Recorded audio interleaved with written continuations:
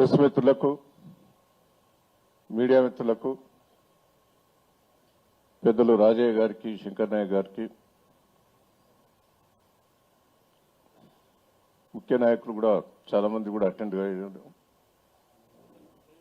అందరికి కూడా పేరు పేరున నా ఉదయపూర్వక నమస్కారం. ఎంత మోసం చేశాడో రేవంత్ రెడ్డి గారు అనేది ప్రెస్ మిత్రులు మీడియా మిత్రులు కూడా విశ్లేషణ చేసుకోవాలి. మేము చెప్పడమే కాదు, ఎంత మోసకారి అనేది. ప్రజలను మోసం చేసి ముఖ్యమంత్రి అయ్యాడు. 420 హామీలు ఇచ్చాడు. ఆ 420 హామీలు కూడా ఆయన స్పీచ్, ముఖ్యమంత్రి కాక ముందు స్పీచ్ కూడా మీరు వినాలి. నేను ముఖ్యమంత్రి అయిన తెల్లారే ఈ స్కీమ్స్ అన్ని ఇస్తా అని గ్యారంటీ కార్డులు ఇచ్చారు. సంతకాలు పెట్టి ఇంటింటికి గ్యారంటీ కార్డులు ఇచ్చారు. గ్యారంటీ కార్డు అంటే మన అందరికి కూడా తెలుసు. ఆ గ్యారంటీ కార్డులను ఎంత మోసం చేసి ఓట్లు వేయించుకున్నాడో ఒక్కసారి మనం ప్రజలందరూ కూడా రివ్యూ చేసుకోవాలి. రేవంత్ రెడ్డి గారు నేను మొదటి నుంచి కూడా అంటాను, చాలా మాటకారి, అబద్ధాలను కూడా నిజంగా పలికే వ్యక్తి, నిజాలను అబద్ధాలుగా పలికే వ్యక్తి అని. చాలా బ్రోకర్ మాటలు మాట్లాడతాడు. ఊళ్ళల్లో ఉంటారు పంచాయతీ చెప్పేటోళ్ళు, ఇది దానికి చెప్తాడు, దానికి ఇది చెప్పేటోళ్ళు ఉన్నారు. దొంగతనం చేసినా కూడా దొంగతనం చేయలేదని వాదించేటోళ్ళు ఉంటారు. అంతకంటే దిట్ట. ఆ మాటలతోటి కాంగ్రెస్ పార్టీని మోసం చేశాడు. కాంగ్రెస్ పార్టీలో పనిచేసిన వాళ్ళందరినీ మోసం చేశాడు. వాళ్ళకు కూడా చెవులో పూలు పెట్టిండు. కేంద్రంలో కూడా వాళ్ళ కాంగ్రెస్ వాళ్ళకు చెవులో పూలు పెట్టిండు. పిసిసి ప్రెసిడెంట్ సంపాదించిండు. మాటలతోటి ప్రజలు మోసం చేసి ముఖ్యమంత్రి అయ్యాడు. ముఖ్యమంత్రి కాకముందు ఎన్ని హామీలు ఇచ్చాడా ఇవాళ చెప్తాడు. 2 ఏళ్ళు అయిపోయింది. 2 ఏళ్ళు అయిపోయిన తర్వాత ఇంకా కథలు చెప్తాడు. ఎవరు నమ్ముతారు? ప్రజలు నమ్మే పరిస్థితి లేదు. ఒక్కొక్కటి మేము కూడా ఆ గ్యారంటీ కార్డులను ఇంటింటికి పంచాం. ప్రజలు పెద్ద కాంగ్రెస్ పార్టీ మీద వ్యతిరేకత, పూర్తిగా వ్యతిరేకత వచ్చింది. ఇంకా తిడతారు కార్డు తీసుకొని. ఒక్కొక్కరికి ఇంటింటికి 2 లక్షల బాకీ పడ్డాడు. ఇప్పటికి నీవు ఇస్తా ఉన్న మాటలతోటి ప్రజలు మోసం పోతే పెన్షన్ భార్యాభర్తలకు ఇస్తా అన్నాడు, ముసలోళ్ళకు బిడ్డకి 2500 ఇస్తా అన్నాడు, స్కూటీ ఇస్తా అన్నాడు, తులం బంగారం వస్తాయి. ఒక్కొక్కరు లెక్కేసుకుంటారు 2-3 లక్షలు రావాలి. రుణమాఫీ సరిగ్గా కాలే. రైతు బంధు సంవత్సరం ఎగ్గొట్టిండు, ఒక్కసారి ఇచ్చిండు. మొన్న బోనస్ అసలే లేదు. ఈసారి మొత్తం బంద్ అయింది బోనస్. అన్నిటికి ఇస్తా అన్నాడు బోనస్. మక్కలకిత్తా, దీనికిత్తా, దానికిత్తా అని మాట్లాడి ఆఖరి సన్న ఓట్ల కన్నా ఇస్తా అన్నాడు, అది కూడా ఇయ్యలే. అన్ని ఘోరమైన పరిస్థితి. మిషన్ భగీరథ అది బంద్ అయింది. మళ్ళా కుండలు బిందెలు పెట్టుకుని ఊళ్ళ పంటే తిరుగుతారు. కరెంటు లేదు, మోటార్లు స్టార్టర్లు మళ్ళా పాత రోజులు గుర్తుకొస్తాయి. ఇవన్నీ అబద్ధాలు చెప్పి, ఇవన్నీ చేస్తా అని చెప్పి మోసం చేసి అధికారంకి వచ్చావు. ఇలా మంత్రులు నిన్ను నమ్మతలేరు, ఎమ్మెల్యేలు నిన్ను నమ్మతలేరు. మంత్రులు ఇద్దరు కలిసి ఎక్కడికైనా టూరు బొమ్మను కొట్టుకొని వస్తారు. ఏ జిల్లా పోయినా మీరు చూడండి, వరంగల్ పోతే అదే లొల్లి, కరీంనగర్ పోతే అదే లొల్లి. ఎక్కడికి పోయినా మంత్రులే కొట్టుకుంటారు. ఒక డిసిప్లిన్ ఉన్నదా? ఎమ్మెల్యేల పరిస్థితి కొట్టుకునే పరిస్థితే ఉన్నది. గందరగోళమైన పరిస్థితి ఈ రాష్ట్రంలో ఉన్నది. మళ్ళా ఎన్ని అబద్ధాలు ఆడావంటే, కోర్టు నీకు తెలియదా బీసీ రిజర్వేషన్ గురించి? తెలిసి మోసం చేయాలనే బీసీలను మోసం చేయాలనే అదొక డ్రామా.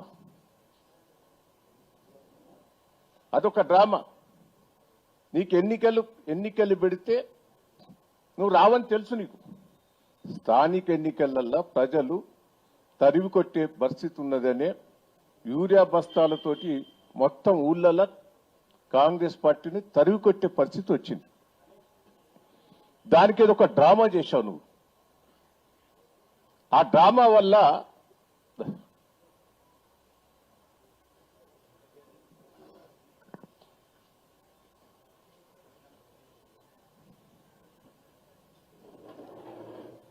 డ్రామా వల్ల ఎంత నష్టపోయాం. నువ్వు స్థానిక ఎన్నికలు పెట్టకపోవడం వల్ల ఎంత నష్టపోయాం. తెలంగాణకు కేంద్రం నుంచి ప్రతి నెల 300 కోట్లు వస్తాయి. మన రాష్ట్ర ప్రభుత్వం నుంచి 300 కోట్లు వస్తాయి. ప్రతి గ్రామం లోపల మెయింటెనెన్స్ అంతా కూడా ఈ 2 డబ్బులతోటి మెయింటెనెన్స్ అవుతాయి. ఇవాళ లోకల్ బాడీలు ఎన్నికలు లేవు కాబట్టి మొత్తం పైసలు బంద్ అయినాయి. గ్రామాలల్లో కుప్పలు కూడా చెత్త చెదారం మిగిలిపోయి తీసే పరిస్థితి లేదు. ఎంప్లాయీస్కి జీతం ఇచ్చే పరిస్థితి లేదు కార్మికులకు. ఇవన్నీ మోసం చేయలేదా?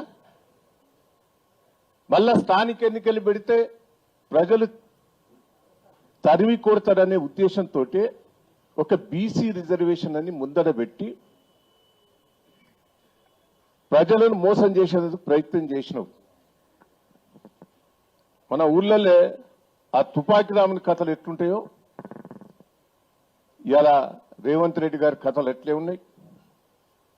నేను ఒక్కటే చెప్తున్నా, మీరందరూ కూడా నేను బీసీ రిజర్వేషన్ చేస్తే 55 ఏళ్ళు మీకు కేంద్రంలో రాష్ట్రంలో అధికారం ఉన్నారు. మీరు చేయంగా కూడా నొద్దనడా? కేంద్రం ఆమోదం తెలపలే. ఇప్పుడు కేంద్రం ఆమోదం తెలపకుండా జీవో ఇచ్చావు. తెలుసు ఆ జీవో నీకు నిలబడదని. ఒక్కసారి ఆయన మాట్లాడిన మాటలు మీకు వినిపిస్తాను.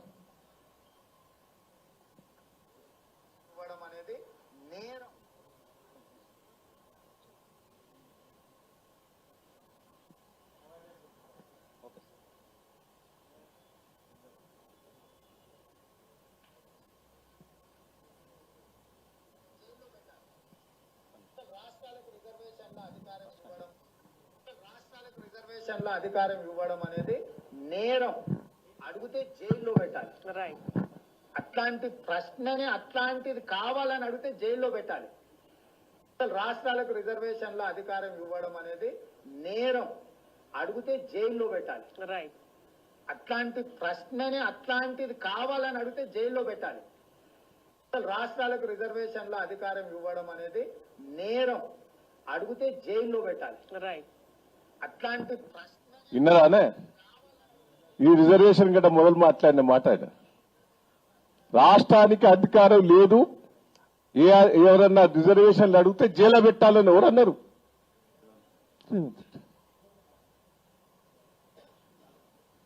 అంటే ఎంత ప్రజలను మోసం చేశాడు ఒక్కసారి మీరు ఆలోచించండి. ఇవాళ ఇంకో విషయం కూడా మీరు వినాలి. ఎక్కడన్నా మంత్రులు ఎమ్మెల్యేలను రేవంత్ రెడ్డి రివ్యూ చేసి మనకు ఎన్నికలు వస్తానే మీరు తయారుండు అని అన్నాడా? మేమన్నా వస్తేవో అని మేము ఆడాడే తిరిగినాం. ఒక్క కాంగ్రెస్ పార్టీ వాళ్ళు తిరగలే, ఒక్క మీటింగ్ కూడా పెట్టలే. జిల్లా మీటింగ్లు పెట్టే అంటే వాళ్ళకు కూడా ఇంటి ఇచ్చిండు రావని. అంటే ఒక బీసీలను మోసం చేసేందుకే ఈ డ్రామా.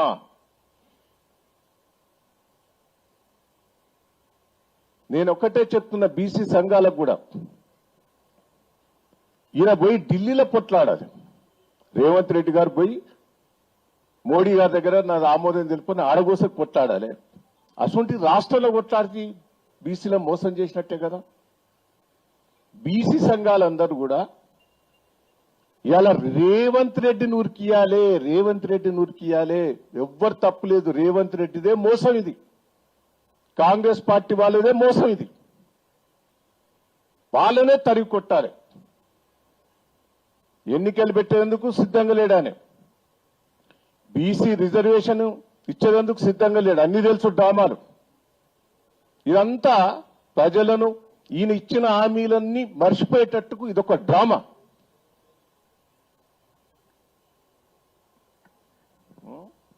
కేటీఆర్ గారు కూడా మొదలే చెప్పాడు ఇది. మనం ఢిల్లీ ఆమోదం లేనిది అది కూడా వినిపి నీ మొదలే అసెంబ్లీలో చెప్పాడు ఆయన క్లియర్ గా. దాని జవాబు చెప్పలే. పార్లమెంట్ లో చేయాల్సిన చట్టాన్ని ఇక్కడ చేస్తే ఎట్లా మీరు లాభం చేస్తారు, ఎట్లా బీసీలకు న్యాయం చేస్తారు, సమాధానం చెప్పండి. నెంబర్ 1. రెండవది, మీరే 5 గొంతుకులతో మాట్లాడుతున్నారు, 5 నాలుకలతో మాట్లాడుతున్నారు. ఒకసారి రాజ్యాంగబద్ధంగా చేస్తామంటారు, ఇంకోసారి పార్టీ పరంగా ఇస్తామంటారు, ఒకసారి ఆర్డినెన్స్ అంటారు, ఒకసారి బిల్ అని చెప్పి మార్చిలో బిల్లు పాస్ చేసిండ్రు, ఇప్పుడు జీవో ద్వారా అంటారు. నేను ఇంకొక చిన్న ప్రశ్న అధ్యక్ష, ఎల్ఏ మినిస్టర్ గారు చెప్పాలా? అధ్యక్ష, ఇక్కడ మనం బిల్లు పాస్ చేస్తాం, బిల్లు ఎట్లా పాస్ అవుతుంది, మన మెజారిటీ ఉంది, మేము అందరం సపోర్ట్ చేస్తున్నాం, పాస్ అవుతుంది. మరి ఆర్డినెన్స్ మీద సంతకం పెట్టిన గవర్నర్ దీని మీద ఎట్లా సంతకం పెడతారు సార్? నాకు తెలియక అడుగుతా. ఆర్డినెన్స్ బిల్లు రెండు ఒకటే కదా ఇప్పుడు మనం పెడుతున్న బిల్లు. ఆర్డినెన్స్ మీద సంతకం పెట్టలే గవర్నర్ గారు, మరి బిల్లు మీద ఎట్లా పెడతారని మీరు అనుకుంటున్నారు? ఏ రకంగా మరి సెప్టెంబర్ 30 లోపల ఎన్నికలు ఎట్లా పూర్తి చేస్తారు, రిజర్వేషన్లు ఎట్లా ఇస్తారు, గవర్నర్ సంతకం ఎట్లా పెట్టిస్తారు, ఆయన చేయమని బలవంతంగా పెట్టుకుని సంతకం పెట్టిస్తారా, ఏం చేస్తారు, ఎట్లా చేస్తారు? దయచేసి ప్రభుత్వం చెప్పాలా. ఆర్డినెన్స్ మీరే పంపుతారు కేబినెట్ నుంచి, ఆయన చేయకపోయే అభ్యంతరం మీకు చెప్పే, దానికి మీరేమైనా సమాధానం చెప్పినా తెలియదు. మళ్ళీ ఈ రోజు బిల్లు అంటున్నారు. ఎవరిని మోసం చేయడానికి, ఎందుకు మోసం చేయడానికి? దయచేసి మేము అడుగుతా ఉన్నాం అధ్యక్ష, సమాధానం ప్రభుత్వం చెప్పాలి. నేను కాంగ్రెస్ ప్రభుత్వాన్ని సూటిగా అడుగుతా ఉన్నా అధ్యక్ష, పార్లమెంట్ లో చేయాల్సిన చట్టాన్ని ఇక్కడ చేస్తే ఎట్లా మీరు లాభం చేస్తారు? ఇది అసెంబ్లీలో కేటీఆర్ అడిగిన దానికి జవాబు చెప్పలేవారు. అంటే దీన్ని బీసీ రిజర్వేషన్ ని మోసం చేసేందుకే కాంగ్రెస్ పార్టీ రేవంత్ రెడ్డి గారు ఒక డ్రామా. నేను మిమ్మల్ని అందరినీ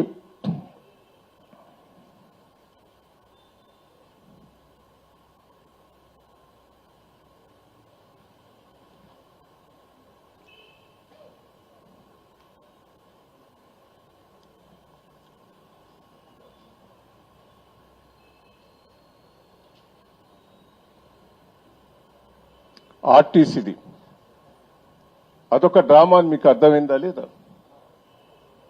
ఇప్పుడు ఛార్జెస్ పెంచాడు, మళ్ళీ ఎవరి మీద పడతాయి? ఇప్పుడు దాన్ని ప్రైవేటీకరణ చేద్దామని కుట్ర చేస్తాడా అర్థమైతలేదు. రెండవది, భార్యల పేరు మీద మాఫీ చేసి లేడీస్ పేరు మీద చేసి మొగోళ్ళ దగ్గర వసూలు చెప్తాడు. ఆ కుటుంబానికి ఇబ్బందేనా? మళ్ళా డబల్ వసూలు చేస్తాడు, ఇచ్చిన దానికంటే డబుల్ వసూలు చేస్తాడు. మహిళలకు ఫ్రీ బస్ అని, అది మోసమే మోసం. ఇలా 1300 కోట్లు ఆర్టీసీ కట్టాలి రాష్ట్ర ప్రభుత్వం, ఒక్క రూపాయి కూడా కట్టలే ఇంతవరకు. ఫ్రీ బస్ కింద లో బడ్జెట్ ఉంటే దాన్ని కట్టను కూడా కట్టలేదు. అదొక మోసం. నేను మిమ్మల్ని అందరినీ దయచేసి ఇది అర్థం చేసుకోవాలి. ఇదంతా మోసపూరితమైన రేవంత్ రెడ్డి గారి పరిపాలన. ఇది మోసం చేసి అధికారంకి వచ్చావు, ఇంకా మోసం చేస్తాను. ఇప్పటికైనా బుద్ధి తెచ్చుకొని బీసీల దగ్గర తప్పు అని క్షమాపణ కోరి ఎన్నికలకు రావాలి. 420 హామీలు నిలబెట్టుకోకపోతే కూడా మేము కూడా ఉద్యమిస్తాం, వదిలిపెట్టేది లేదు. ప్రజలు కూడా అర్థం చేసుకోవాలి. ఇప్పటికే ఎన్నోసార్లు మోసం చేశాడు రేవంత్ రెడ్డి గారు, మోసపూరిత హామీలు ఇచ్చాడు, మళ్ళా అబద్దాలతోటి ప్రభుత్వాన్ని నడిపిస్తాడు, కేంద్రంతో అబద్దాలు ఆడతాడు. ఇటు కేంద్రం సహకరిస్తలేదని అదో మాట చెప్తాడు. కేంద్రం దగ్గర ఉండొచ్చు, కానీ నువ్వు ఇచ్చిన హామీలు నువ్వు నిలబెట్టుకున్నందుకు తయారు ఉండాలి. తయారు లేకపోతే వదిలిపెట్టేది లేదని కూడా ఈ సందర్భంగా తెలియజేస్తున్నా. ఇంకేమైనా అడుగుతారా? ఇంకొకటి, మీరు ఒక్కటే బీసీలకి నేను ఇది చేస్తా అది చేస్తా అంటాను. ఒక్క నిమిషం మీరు వినండి. రిజర్వేషన్ పక్కా పెట్టండి. కేసీఆర్ గారు ఇచ్చినాయి బీసీలకు, రజకులకు, నాయ బ్రాహ్మణులకు ఉచిత కరెంట్ ఇచ్చి వాళ్ళకు లక్ష రూపాయలు ఇచ్చిండు. వీడు బంద్ చేసిండు కదా. 2, ముదిరాజులకు షాపలు, బెస్త వాళ్ళకు షాపలు ఇప్పటి వరకు కూడా ఇంకా రాలే. యాదవులకు గొర్రెలు అయ్యి బంద్ అయినాయి. అంటే బీసీలకు గతంలో కేసీఆర్ గారు చేసిన స్కీమ్స్ అన్ని బంద్ పెట్టారు. వీడు ఇంకా బీసీలకు చెప్తానని మాట్లాడుతున్నాడు. కరెంటు బిల్లులు కూడా కడతలేరు.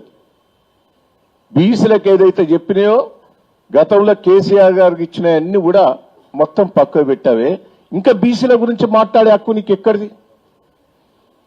దళిత బంధు వారి 10 లక్షలు ఇచ్చిండి 12 లక్షలు ఇస్తా అన్నాడు.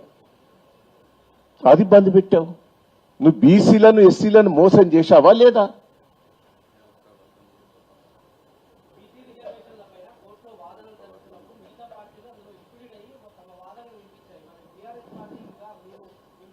అది ఒక్క నిమిషం వినండి.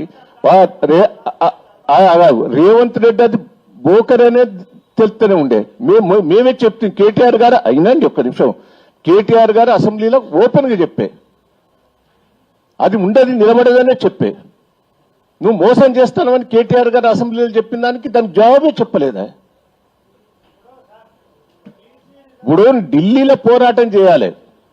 నీకేమైనా ఉంటే రాష్ట్రపతి దగ్గర మన గవర్నర్ దగ్గర పోరాటం చేస్తే ఇప్పటికి మేము సిద్ధంగా ఉన్నాం. ఢిల్లీలో బీసీ రిజర్వేషన్స్ పోరాటం చేస్తే ఢిల్లీలో మేము ప్రైమ్ మినిస్టర్ దగ్గరికి రమ్మన్నా మా టీం వస్తుంది. మేము ధర్నా చేసేందుకైనా మీ టీం వస్తుంది.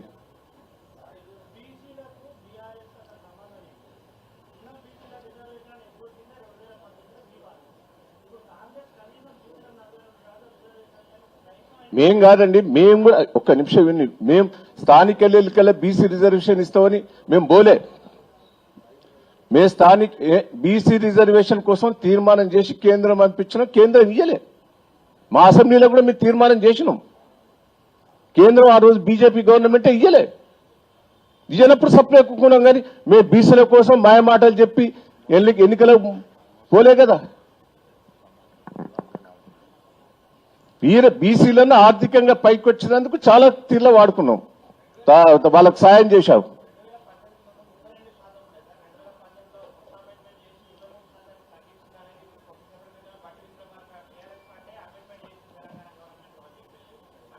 తప్పది. అది ఆయన రాంగ్ స్టేట్మెంట్. అది